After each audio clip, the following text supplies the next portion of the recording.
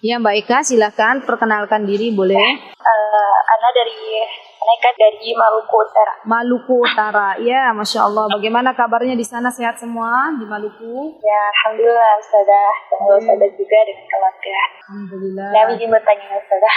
Namun Ustazah terkait hadis wanita bisa masuk surga melalui pintu mana saja Ustazah. Nah, pertanyaannya bagaimana dengan wanita-wanita berzina waliyadzubillah ya. Dan mereka alhamdulillah sudah berhijrah dan sudah menikah. Dan setelah itu mereka menjaga diri mereka dengan baik insyaAllah. Apakah mereka juga bisa masuk dalam hadis tersebut Ustazah? Jazakumullah khairan. Wa iyyaki fajazakillahu khairan. Masya Allah. Jazakillah khair Mbak Eka atas pertanyaannya, dan Masya Allah pertanyaan yang sangat bagus ya, Masya Allah. Jadi apabila misalnya ada orang yang dia pernah berzina misalnya ya, tidak menjaga kemaluannya, kemudian dia sudah bertaubat kepada Allah Subhanahu wa taala. Nanti bagaimana ya? Saya akan menukilkan ya sebuah kejadian ketika ada seorang wanita dari Bani Juhainah mendatangi Rasulullah Sallallahu Alaihi Wasallam. Ini menjadi pelajaran penting bagi kita semuanya. Jadi kisah ini adalah kisah nyata teman-teman, di mana wanita ini nggak disebutkan namanya. Rasulullah SAW mengatakan ya kepada wanita ini, wahai imro'ah, berarti imro'ah itu wanita.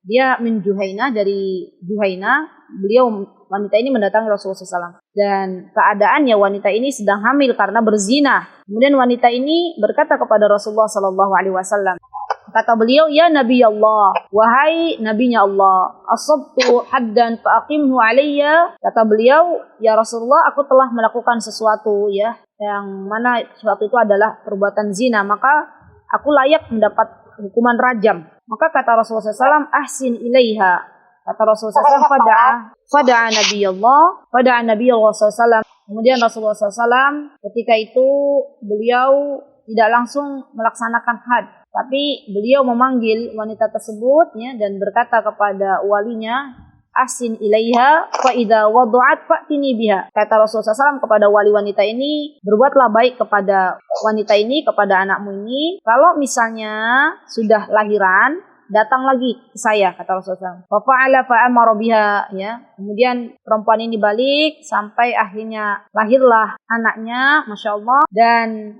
datang lagi, benar ditepati janjinya, datang lagi kepada Rasulullah Sallallahu Alaihi Wasallam ya, Masya Allah. Dulu itu kan yang namanya taubatnya wanita-wanita penzina ini adalah dirajam ya, Allah. Maka ia akhirnya setelah melahirkan anaknya dirajam teman-teman, subhanallah. Kemudian wanita ini akhirnya disolati oleh Rasulullah SAW ya, beliau menyolatinya. Dan Umar ketika itu mengatakan kepada Rasulullah SAW, apa perkataan Umar? Ya Nabi Allah, wa qad zanat. Kata Umar, tusalli alaiha ya Nabi Allah wa qad zanat. Ya Nabi Allah, engkau menyolati wanita ini padahal kan dia telah berzina. Ya, lihat teman-teman, apa kata Rasulullah SAW? Laqad tabat taubata. Wanita ini telah bertaubat kepada Allah Subhanahu wa taala. Lau qusimat baina sab'ina min ahli al-Madinah. Kalau taubatnya itu dibagi-bagikan kepada 70 orang dari penduduk Madinah, lawasi'athum, maka itu cukup bagi mereka. Wahal wajadta taubatan afdal min anjadat binafsiha lillahi ta'ala. Kata Rasulullah, bahkan kau dapati taubat yang lebih baik dari seorang yang mengorbankan jiwanya karena Allah. Ya Masya Allah. Subhanallah teman-teman, artinya nih teman-teman, ya kita bisa ambil mutiara hikmah dari kisah ini, bahwa ternyata yang namanya orang wanita itu berzina, kalau dia bertaubat kepada Allah Azza wa Jalla, ya zina ini termasuk dosa besar, maka Allah ampuni dosanya, ya Masya Allah. Dan kalau sudah Allah ampuni dosanya, berarti dia punya kesempatan untuk bisa memasuki dari pintu surga yang ia kehendaki. Ya subhanallah, subhanallah teman-teman. Dan ini ya subhanallah, kejadian ini banyak terjadi pada zaman sekarang, di mana kata Rasulullah SAW, yang namanya sebelum datang hari kiamat itu perzinahan merebak di mana-mana. Maka bagi kita wajib ya untuk benar-benar menjaga kemaluan kita dan mohon kepada Allah Subhanahu wa taala, berdoa, ya Allah jauhkanlah saya, anak keturunan dari perbuatan zina, dari perbuatan liwat misalnya, dan jadikanlah apa yang mungkin ya